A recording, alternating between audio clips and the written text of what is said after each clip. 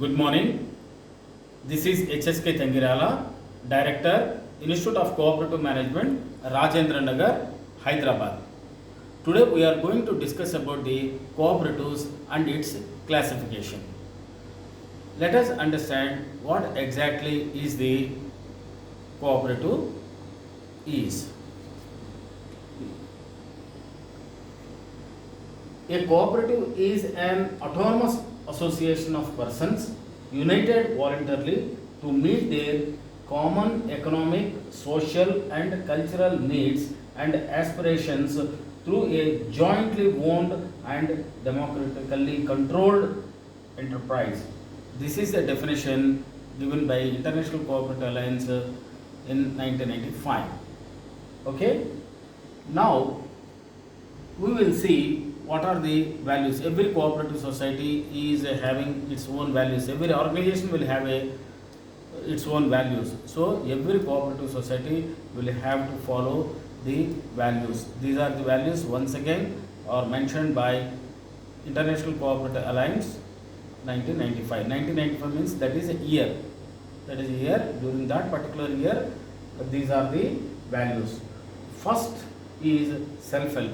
Every cooperative society, the members will have to help themselves. He has to help himself and then he has to help others. So that is individually and collectively. Self-responsibility. He has to take the responsibility to develop the members, to develop the society, for the take the decisions and meet the objectives of the cooperative society. Democracy. It is a democratically elected society and controlled by members. Nobody will control. It is the members of the cooperative society. See, outside interference will not be there. That is why it is a democratically, elections will take place and the cooperative society will be democratically the affairs. There is no question of the bias.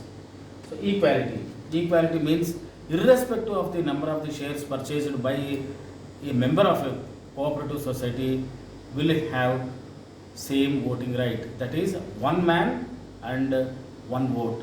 One head, one vote. X might have purchased the 500 shares and Y might have purchased one share.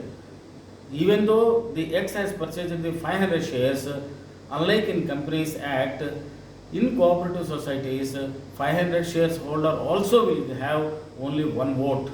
And even one shareholder also will have only one vote. That is equality. Equity. Members are treated on par with the participation of the business. That is, equality means, equity means the member will, X member will do more business, Y member will do less business. So, when the returns the member gets, a person who has given less business, he will get less returns. The person who has given more business, and he will get more business. So, that is what is known as equity is concerned. Solidarity. Solidarity means economic distribution of the goods and services by integrating local, state, national and international community under one common umbrella. So, here the solidarity will be maintained. So, that is one of the points. Now, we will see the ethics of every organization will have ethics. So, every sector will have ethics. So, likewise cooperatives will have ethics. So, these are the openness. So, everything will be open and the concerned people will have to join irrespective of the caste creed community. That is one openness. Another openness here is everything is a transparent, accounts, decisions, all these things will be known to each and every member. So that is the openness. Honesty. The decisions that they take in the board meeting by the board will have to be honestly, will have to be taken and it should be implemented. Social responsibility. Every person, every cooperative society has a social responsibility. Besides earning its own surplus and doing things, those people who are non-members also can be served on humanitarian grounds in case of the disaster management, in case of the COVID, in case of the floods, in case of any pandemics. So the social responsibility they will take by donating funds to the Prime Minister's Relief Fund or President funds or any other charitable things that they will do. Caring for others. Caring for others means those people who are not members also will have to be cared. So, and other people also. So, there are the certain principles of the cooperatives. So, how these cooperative principles were evolved. In 14 principles were evolved. This is 14 principles were evolved in the beginning in 1844. In 1844, these 14 principles were developed by Rockdale pioneers. Rockdale pioneers are the people who have developed the cooperatives in the beginning. So, they have developed 14 principles. Gradually, what happened in 1937, 4 principles only they have modified according to the need of the societies, change in the dimensions. So they have changed it to 4 by ICA, International Cooperative Alliance, Geneva. In 1966, there are 6 principles they have created, that is also by International Cooperative Alliance. In 1995, 7 principles they have developed, and we will see what are those 7 principles, because these 7 principles are adopted or implemented by every cooperative society, not only in India, everywhere on the earth. Wherever cooperative society is there, all the principles will have to. So everything is coming. These are the 7 principles. Voluntary and open membership, irrespective of the caste, creed, community, religion, they have to, they can become the member. And democratically member control. So there will be, board will be there, decision will be there, decisions will be taken, and members can control the board and board can control the. So there is no question of the controlling system as such, but to serve the members, to see the common needs are met, so the decisions are taken in a democratic manner. Member economic participation, every member of the cooperative society will have to participate and they have to give the business, and the returns also will be given accordingly. Those people who are not giving the business, they have to be sent out after giving some period to or time or duration to that particular member is concerned. Autonomy and independence. So every cooperative society is an autonomous body. Nobody will control, nobody will regulate unless and until the cooperative societies does some wrong things. 5th principle is education, training and information. Education has to be given to the members.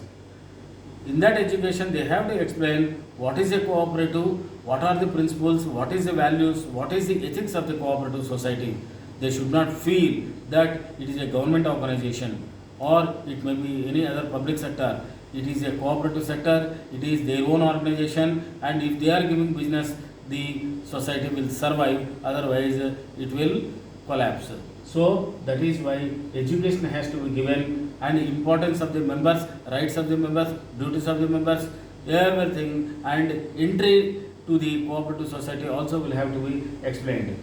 So this is the duty of the state cooperative unions of all the states in India, and member education programs has to be conducted. Training and information. All the employees will have to be given training on various aspects so that they will be doing work very fast and in a nice manner. Information. Every data will have to be maintained and information will have to be passed to all the members what is happening. It should not be hidden. Cooperation among the cooperatives. Every cooperative society will have to help the another sector of the cooperative society if they can give the business. They should not become the competitor. So there should not be any 2 cooperative society in one particular area and doing a common work. So unless and until If the size of the members is unmanageable, then with the permission of the registrar, then they may register. And every cooperative society will have to help the other cooperative society. Concern for community, as we have discussed in our earlier discussions, so a cooperative society cannot survive alone. It is a social, it is an organization among the people. So those people who are not member also will have to serve in case of the pandemics, in case of corona, in case of any other diseases or floods or any other disasters that takes place. We will see what exactly is the structure of a cooperative society. Regarding the structures, there is centralized structure, there is federalized structure, there is hybrid or mixed structure. There are the three structures are there. Now we will see centralized structure. Individuals are the direct members of a primary cooperative society. Here we will see here, suppose he is a member, directly he is the member in a cooperative. He is an individual, he has become a member. He is an individual, he has become a member. He is an individual, he has become a member of a cooperative society. It is a centralized structure. Now we will say federated structure. Now you will see there are all the members. All these members are becoming all these individuals are becoming members here in a primary cooperative society, and this primary cooperative society is federated and he is becoming member. It is becoming member. Now we will see once again. These people are the individuals. These individuals are becoming member in this particular cooperative society, and this particular cooperative society, primary level cooperative society, this society is becoming a member. That means the president of this particular society will participate in the meetings and the activities of this federated society. So this is the federated structure. These are all the federation. So it can be at district level, it can have at national level, it can have, so likewise this is a federation. So individual will not participate here, it is the organizations will participate here. Now we will see the mixed structure. Individuals and cooperatives both are the director members. They are the director members or the members. Now you please see here what is happening. Here you can see it is an individual, and this individual is directly becoming here in the federated structure. Now you please see here, it is an individual becoming a member in a primary cooperative society, and this society, it is not individual, this society is becoming member here. Now if you see likewise there also, so here you see here what is happening, why it is mixed structure. I have told you in case of the federated structure, it is the organization will become member. So here organization, they have become member, and individual is becoming a member. Individual also can become a member. So this is what is known as the mixed structure. Mixed structure or a hybrid structure of a cooperative societies. Now, the cooperative societies are classified based on the objectives. What are the various objectives of the cooperative society? What are the objectives it has to meet? What is the purpose? What is the core purpose of the existing of this particular cooperative society? And what are the activities of the cooperative society? So the classification of a cooperative society is based on objectives, purpose and activities. Now let us see what are the various classifications. So now these particular classifications, if you see, now you please see here, agriculture non-credit cooperative societies. This is one classification. This is agriculture non-credit. It is not a credit activities. Agricultural activities only will take place. Here in the second one, Non-agriculture, non-credit. It is not agriculture and not credit also. It is societies only, and they are not doing any credit activities. But they are not agriculture cooperative societies. They are non-agriculture cooperative societies. Here, this is a credit cooperative societies. They do lending business. They give loans and deposits. Likewise, it will take place. It is a credit cooperative society. These credit cooperative societies are divided into two parts: agriculture credit cooperative societies and non-agriculture credit cooperative societies. So this is how the classification has taken place.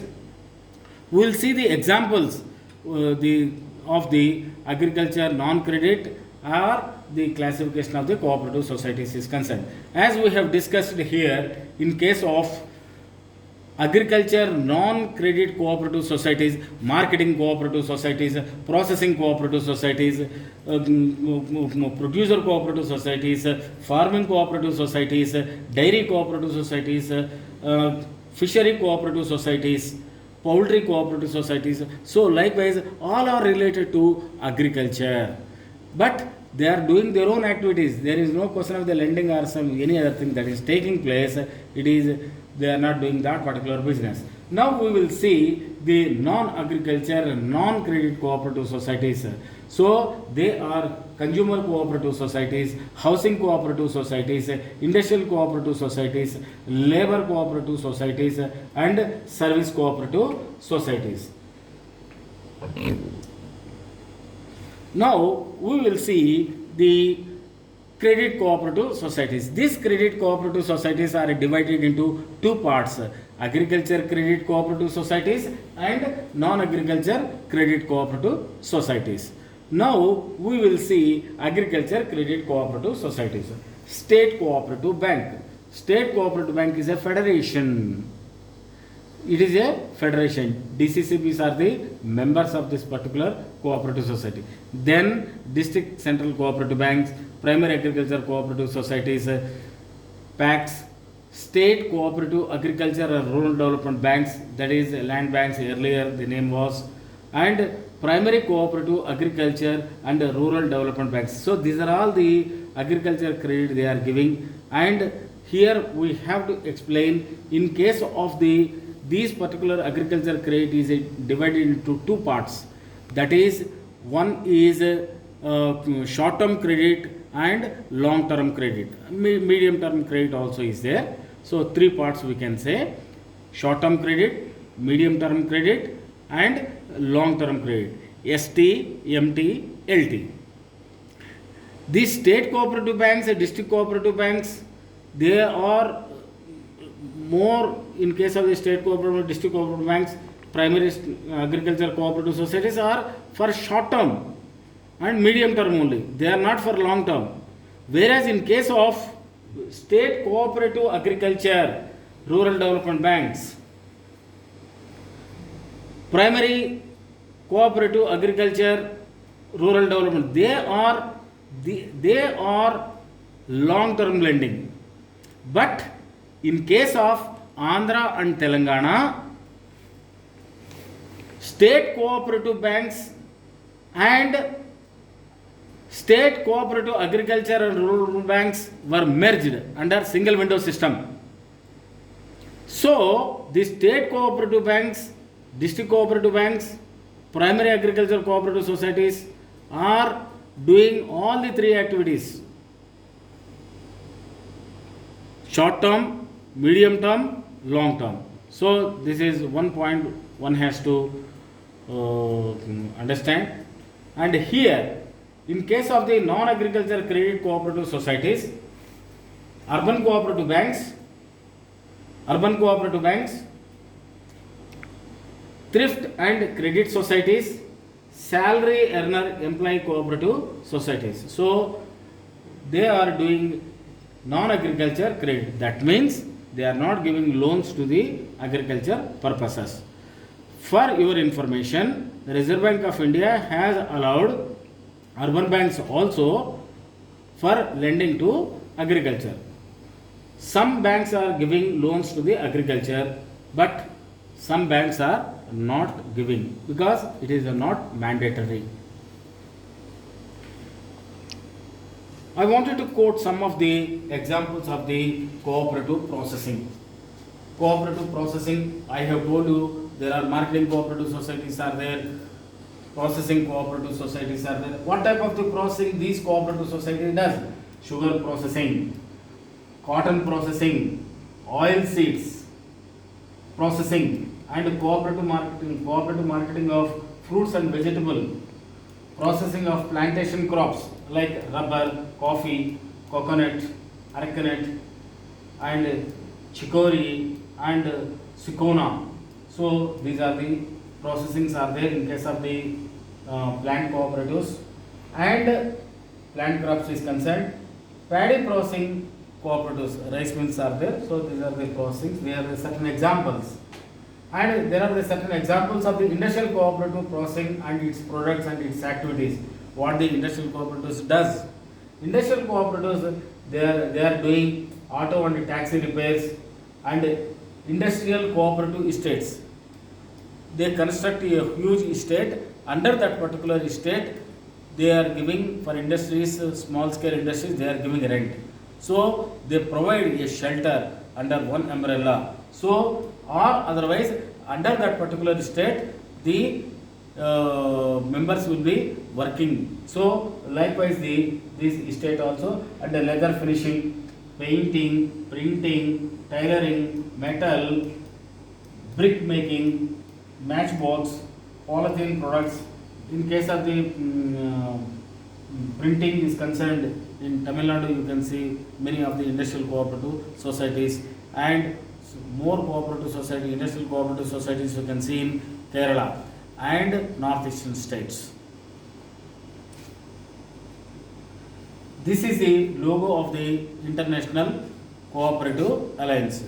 It is International Cooperative, it is a total a big organization at the top, at the world level. This is the symbol of cooperatives.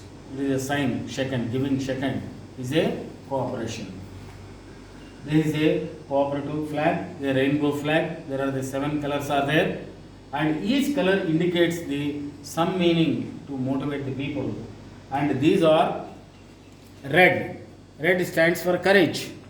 Orange offers a vision. Every cooperative society must have a vision. With that vision, they have to go for 2 years, for 5 years, for 10 years. They should have a vision. They should prepare a vision statement. Yellow represents the challenges that a green has kindled. Whatever the green that has kindled, that that will be represented in yellow. Yellow means watch. So that is why the green. Green indicates a challenge to strive for the members' growth and understanding the aim and values of the cooperation. So the members, for membership growth and understanding what members are, understanding of the aims and the values of the cooperation, the green indicates. So every cooperative society will have to increase the membership, and then they have to reach their aims with values of the cooperation. Sky blue. Sky blue suggests the horizon, the need to provide education for the helpless, fortunate people, and strive towards the global unity. So for an entire world, for a globe, they have to unite and they have to work. Dark blue represents the less fortunate people who can learn to help themselves through cooperation. Violet represents warmth, beauty, and friendship. So these are the 7 colors. All the colors indicates the in the flag. So every member will have to understand this particular meaning of this particular flag, and then they have to run that particular cooperative societies. Any doubts? Any doubts, please? Please? Okay. Thank you.